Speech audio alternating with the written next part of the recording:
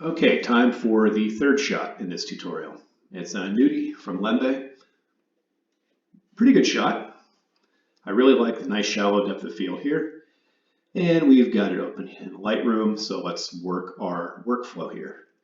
Start at the top, exposure, contrast, we'll skip those. Highlights, we got a lot of highlights here, I'll bring those down.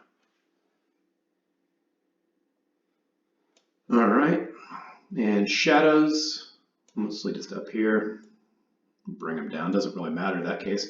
The whites, we're very close to blowing out here, really close.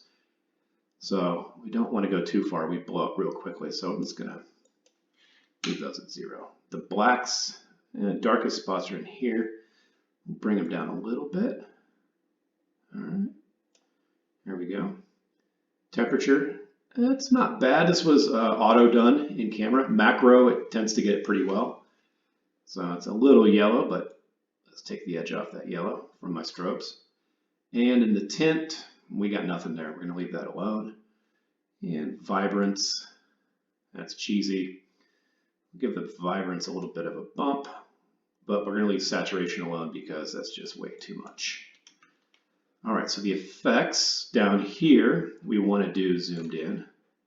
You can see here we got a really nice area right here to work with. So let's bump the texture. There we go, that looks good. Clarity, somewhere in there. We don't want to overdo this. And dehaze, I'm going to do this zoomed in on this photo because this is really the only area that matters. Bump it a little bit there. Okay, go back to our full screen. And here's where we're at right now.